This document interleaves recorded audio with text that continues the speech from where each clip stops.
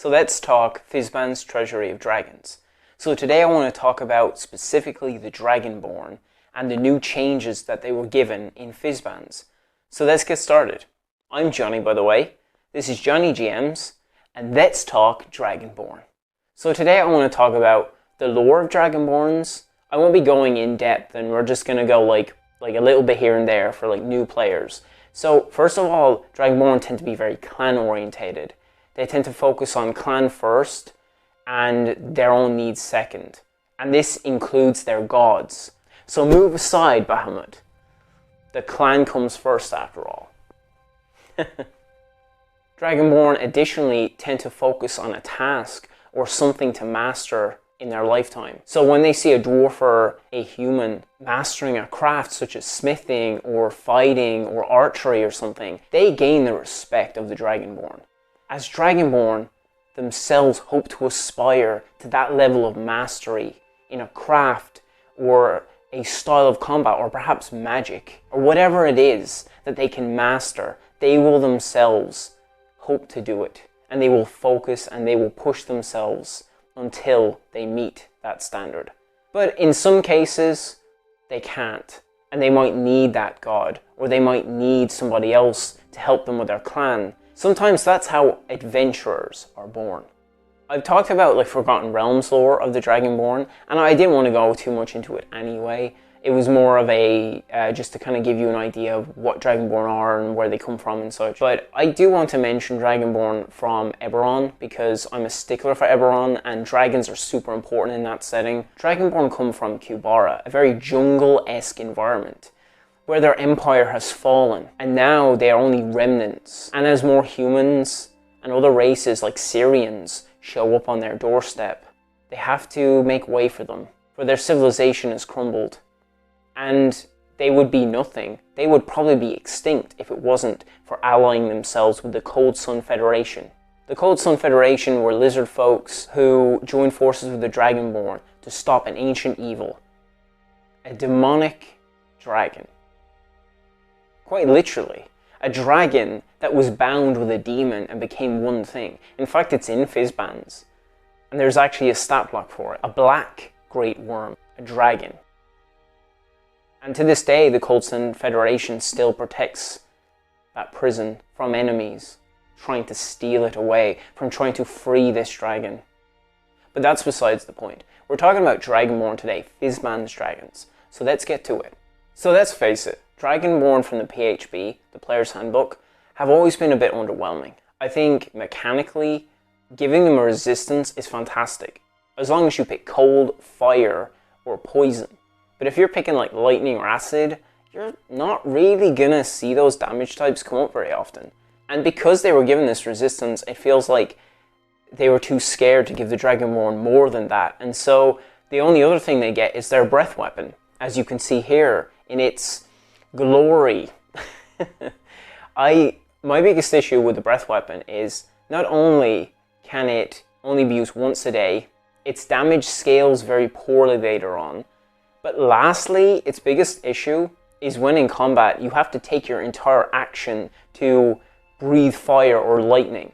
And while that sounds kind of cool, the damage output just doesn't equate to you attacking once or twice or maybe 3 times. So it's just better to not use it, and that's bad because that's their whole feature, the fact that you can't use it. And you might ask, can't you just attack and then breathe lightning on an enemy? No, you can't. Well, not at least in this version. In Fizban's, that's a different story. So first of all, I want to go over Chromatic Dragons.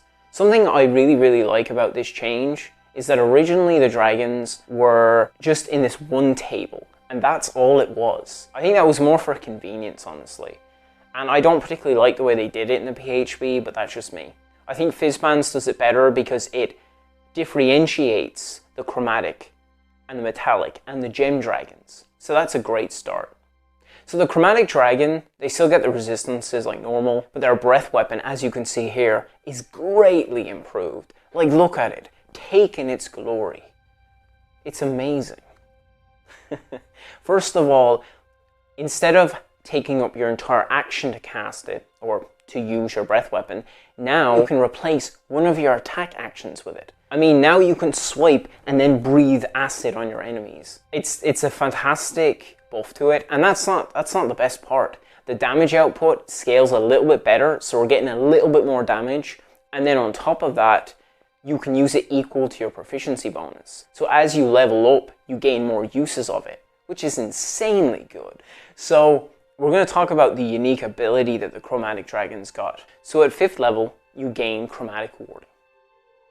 So what Chromatic Warding does is that for an action, for 1 minute, you gain immunity to the damage resistance that your ancestry comes from. So you gain immunity to fire for 1 minute, or poison, or acid, or cold damage. That's incredibly useful. But let's get to the Metallic Dragons. We don't really need to go over the breath weapon, but kind of in a different way. Because Metallic Dragons at 5th level, similar to Chromatic Warding, they get 2 new uses of breath weapons. They get Enervating Breath. The enemy becomes incapacitated until the start of your next turn. It's quite useful. You can only use this feature once a day, kind of like the Chromatic Warding. It's limited, but you also get a second choice, which is Repulsion Breath. As it sounds, you push an enemy away 20 feet, and they get knocked prone, as long as they can save against your strength save, that is. So that's quite versatile. So now the Chromatic Dragons get immunity, while the Metallic Dragons gain new ways to use their breath weapon. So that's really, really cool. But let's get on to the topic that people want to hear about, the Gem Ancestry, the new Dragonborn that we were given in Fizban's Treasury of Dragons. So let's get into it. So you remember damage types like Radiant, or Necrotic, or Force, or Thunder. Well, now we have a Dragonborn for those. We have Dragonborn dragons that fit those descriptions, Gem Dragons. Absolutely phenomenal. It's like meshing a gem and a dragon together, and then poof, you've got that Gem Dragon now. That Gem Dragonborn, should I say. So what kind of damage resistances, damage types do you have? You have the Emerald, which is Psychic. You have the Topaz, that is Necrotic. And then you have the Sapphire, that is Thunder. And then there's a few others, like the Crystal, which is Radiant as well. It's quite cool. It's quite incredible, in actual fact, that we're getting new Dragonborn, new dragon types. Gem Dragons gain a telepathy of 30 feet. As long as they can see the creature, and the creature can understand one language, they can telepathically communicate to that creature. Very cool. And that kind of gives them a little bit different flavor to the other Dragonborns. They have a breath weapon, just like the Chromatic and the Metallic, and they can deal Radiant damage, Necrotic damage, Thunder damage, Psychic damage, you name it. Absolutely phenomenal. And on top of that, they gain resistances to those damage types, which is really cool.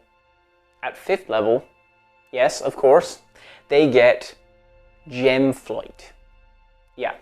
For 1 minute, they gain a flying speed that equals their walking speed, and it costs only a bonus action to activate, which is incredibly useful. And of course, it comes back on a long rest. So I think Gem Dragons this time around are definitely the more interesting dragons that we got. The Chromatic and Metallic, I think, just needed a buff. And I love the fact that they get their own tables instead of one page that just has them in this one table. So much better, in my opinion. It is an absolutely phenomenal change to a race that really needed it. And I'm glad that they did, because now I'm excited to play a Dragonborn, and that's awesome. I hoped you liked that introduction to Dragonborn. I'm Johnny, by the way. This is JohnnyGMs. Thanks for watching.